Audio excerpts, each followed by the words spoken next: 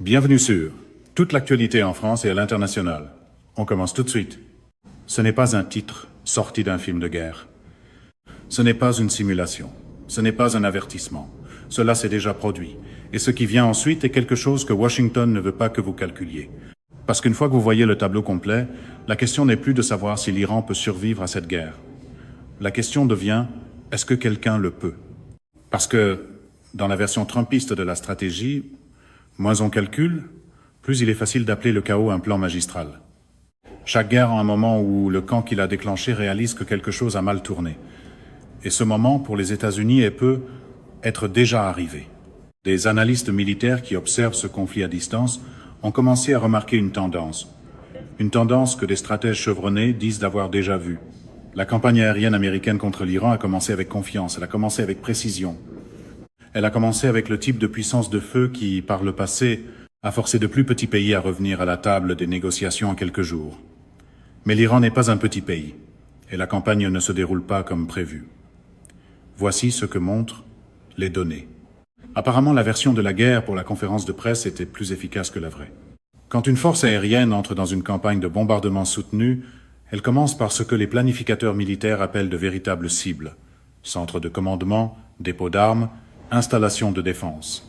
Ce sont les frappes prioritaires, celles qui sont conçues pour briser la capacité de l'ennemi à riposter. Mais, selon les analystes, la campagne aérienne américaine a déjà dépassé ce stade. Elle a épuisé ce type de cible. Et quand cela arrive, quelque chose de dangereux suit. L'armée commence à justifier des frappes sur les infrastructures, les réseaux électriques, les routes, les ponts, les systèmes d'eau, des choses qui ne bougent pas, des choses faciles à trouver sur une carte, des choses qui font beaucoup plus de mal aux civils qu'à une armée. Ce basculement est maintenant observé en Iran et il ne produit pas les résultats attendus par Washington.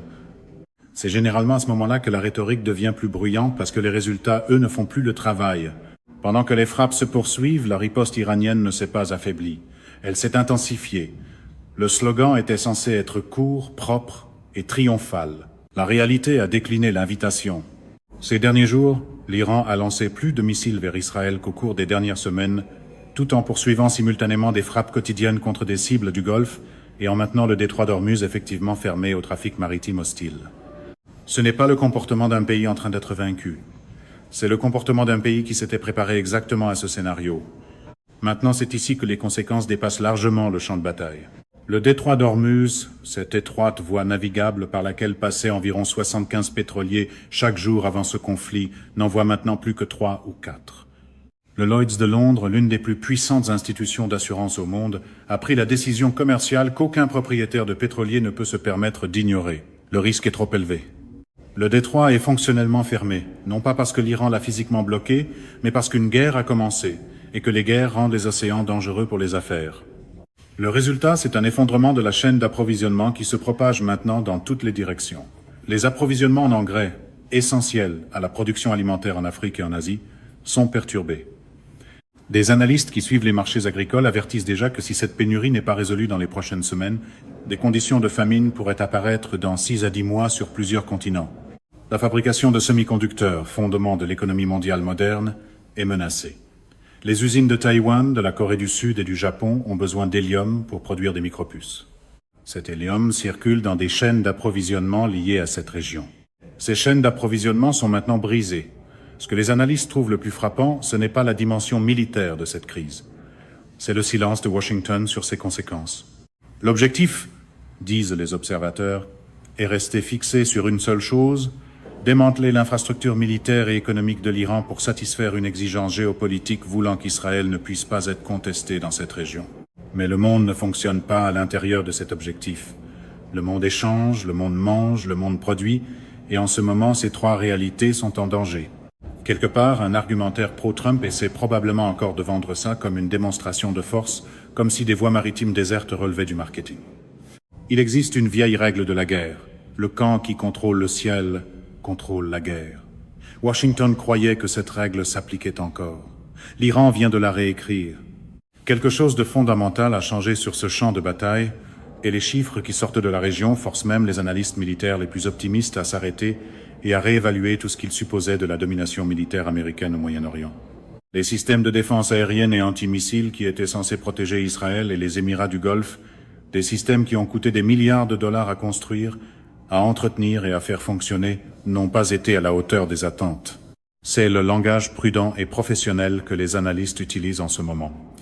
En termes simples, cela veut dire autre chose. Ils échouent. Israël, selon les plus récentes informations, a cessé de lancer des frappes de représailles en réponse aux missiles qui tombent sur son territoire. Ce détail, à lui seul, raconte déjà quelque chose d'important. Il s'avère qu'un matériel à plusieurs milliards de dollars ne devient pas invincible simplement parce que quelqu'un organise un briefing plus musclé. Un pays qui historiquement répondait à chaque attaque par une force immédiate et écrasante s'est tu. Les Émirats du Golfe, où se trouvent certaines des installations de défense aérienne les plus sophistiquées de la région, voient ces mêmes systèmes peiner face aux combinaisons iraniennes de missiles et de drones. Et l'Iran regarde cela, lui aussi. Mais voici ce qui distingue ce conflit de toutes les guerres précédentes dans cette région. L'Iran ne se bat pas de la manière à laquelle les États-Unis s'attendaient. Il n'envoie pas des vagues de soldats à travers une frontière. Il ne positionne pas des flottes navales pour une confrontation directe. Il fait quelque chose de beaucoup plus difficile à contrer. Il utilise ce que les stratèges militaires appellent une guerre de frappe par renseignement, surveillance et reconnaissance, ou ISR. En termes pratiques, cela signifie que l'Iran a construit un système reliant des satellites dans le ciel, des capteurs au sol et même des équipements de détection sur les fonds marins qui alimentent en temps réel une structure de commandement centrale. Le résultat est dévastateur dans sa simplicité. L'Iran peut identifier une cible et la frapper en quelques minutes depuis le territoire iranien, sans envoyer un seul soldat vers l'avant. Des analystes qui ont étudié la manière dont la Russie a appliqué une doctrine similaire contre l'Ukraine disent que les conséquences pour toute force opérant à découvert sont sévères. L'Ukraine a perdu un nombre énorme de militaires face exactement à ce type de guerre. La capacité de voir, décider et détruire à une vitesse qui ne laisse à l'ennemi aucun temps pour répondre. Maintenant, cette même capacité vise des actifs américains et israéliens dans la région. Et un problème plus profond vient encore compliquer ce défi. Les États-Unis commencent à manquer des munitions nécessaires pour soutenir cette campagne. Des rapports indiquent que les missiles intercepteurs PAC-3, l'outil principal utilisé pour abattre les menaces entrantes, sont dangereusement épuisés. Les munitions guidées de précision, dont environ 11 000 ont été dépensées dans la phase d'ouverture de cette campagne, doivent être remplacées avant que toute défense soutenue puisse reprendre. Voici la réalité industrielle qui rend cet échéancier alarmant. La Chine peut produire 1000 moteurs fusées pour missiles de croisière et missiles balistiques en une seule journée. Les États-Unis, selon les estimations actuelles, en produisent 10 à 15 par semaine. Cet écart n'est pas un simple désagrément logistique. Cet écart est une crise stratégique. Et puis, il y a la proposition d'engager des troupes au sol. Washington a discuté de l'insertion de forces sur des îles à l'intérieur du golfe Persique, un plan que les analystes décrivent comme extraordinairement difficile à exécuter dans les conditions actuelles. Pour une culture politique obsédée par l'image de la force, il est étonnant de voir à quelle fréquence le tableur vient gâcher le costume. La marine américaine se trouve à des centaines de milles du Golfe. Les défenses aériennes et antimissiles ont déjà prouvé leurs limites, et l'Iran a rendu sa position parfaitement claire. Toute reprise des opérations offensives recevra une réponse équivalente. Les calculs de cette guerre ne s'additionnent pas en faveur de Washington. Et la question plus difficile, à savoir ce qui se passe lorsque les munitions seront entièrement épuisées, est celle à laquelle personne au pouvoir ne semble prêt à répondre. L'arithmétique demeure obstinément irrespectueuse face à la bravade de style meeting électoral. Les empires ne tombent pas en une seule journée. Ils tombent décision après décision, erreur après erreur, silence après silence. Et parfois ils tombent simplement parce qu'on n'en a plus besoin. Quelque chose qui a pris des décennies à construire se défait maintenant en temps réel. Et les dirigeants qui étaient censés l'empêcher ne l'ont soit pas vu venir, soit ont choisi de regarder ailleurs. Les États-Unis ont passé la plus grande partie d'un siècle à construire leur présence au Moyen-Orient. Bases militaires, alliances stratégiques, routes navales, accords économiques bâtis sur le pétrole, garanties de sécurité et compréhension tacite, selon laquelle la puissance américaine constituait la police d'assurance ultime de la région. Cette police d'assurance arrive à expiration. Les signaux viennent de toutes les directions en même temps. L'Arabie saoudite, le royaume d'Arabie saoudite, un pays dont la relation avec Washington s'étend sur des générations, regarde ses usines de dessalement, l'infrastructure même qui maintient sa capitale en vie, être désignée comme des cibles potentielles dans une guerre qui s'élargit et à laquelle elle n'a jamais demandé à participer. Les analystes notent que 90% de l'eau potable de Riyad provient d'une seule installation de dessalement. Si cette installation est détruite, la ville ne peut plus fonctionner. Elle doit être évacuée. Les Émirats du Golfe se trouvent dans une situation similaire. Bahreïn, le Koweït, les Émirats arabes unis, des pays qui ont accueilli des bases américaines, reçu des flottes américaines et fait confiance aux assurances américaines, réalisent maintenant que ces assurances n'étaient accompagnées d'aucune garantie, et ils en tirent leurs propres conclusions. Dans ce vide, la Chine avance calmement et délibérément. Pékin a déjà démontré sa capacité à agir comme médiateur régional en parrainant, il n'y a pas si longtemps, l'historique accord de normalisation entre l'Arabie saoudite et l'Iran. Le discours de vente sur la domination permanente a toujours l'air magnifique, jusqu'au moment où la facture arrive en public.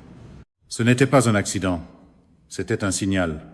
La Chine dépend fortement des ressources énergétiques du Moyen-Orient. Elle entretient des relations économiques profondes dans tout le Golfe, et contrairement à Washington, elle arrive sans le bagage des campagnes militaires, des promesses brisées et des guerres qui ont perturbé les chaînes d'approvisionnement mondiales sans consultation ni conséquence. Les analystes qui suivent l'alignement à long terme de la région disent qu'il devient difficile d'éviter la conclusion. La puissance extérieure dominante au Moyen-Orient, à l'avenir, ne parlera pas anglais. Pendant ce temps, une alliance autrefois considérée comme la pierre angulaire de la sécurité collective occidentale achève discrètement son propre effondrement. L'OTAN, déjà fragilisée par des années de désaccords sur le partage du fardeau, la stratégie et sa raison d'être, a été exposée par ce conflit comme une organisation dépourvue de réelle volonté militaire. Le moment qui a défini son irrélevance n'a pas été une défaite sur le champ de bataille. Ce fut l'absence d'une réponse unifiée au moment même où elle était la plus nécessaire. Pékin n'a même pas besoin de se moquer du slogan « America First » quand Washington s'occupe déjà lui-même de la partie solitaire du programme. Des analystes qui ont étudié l'évolution structurelle de l'OTAN disent que l'Alliance est effectivement morte sur les champs de bataille de l'Ukraine, où des armes ont été envoyées, de l'argent a été transféré et des centaines de milliers de vies ont été perdues, pendant que la puissance militaire collective de l'Alliance occidentale observait tout cela à bonne distance. Au centre de tout cela se trouve une figure dont la prise de décision fait maintenant l'objet d'un examen intense. Ceux qui ont étudié l'approche de Donald Trump en matière de stratégie internationale décrivent une tendance. Il s'entoure de voix qui confirment ce qu'il croit déjà. Il rejette l'avis des experts lorsqu'il contredit l'issue qu'il préfère. Dans la méthode Trump, les mauvaises nouvelles restent fausses jusqu'à ce que la réalité commence à publier des bulletins quotidiens. Et il a construit une structure de conseil militaire dominée de façon écrasante par des partisans de la puissance aérienne qui lui ont constamment dit ce qu'ils voulaient entendre.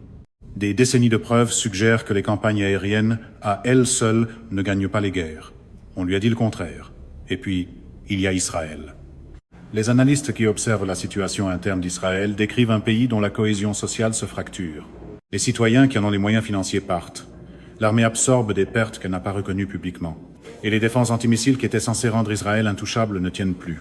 La question que les analystes sérieux posent maintenant à voix basse, celle qui porte les conséquences les plus lourdes de toutes, est de savoir ce qu'Israël décide de faire lorsqu'il conclut que les options conventionnelles sont épuisées.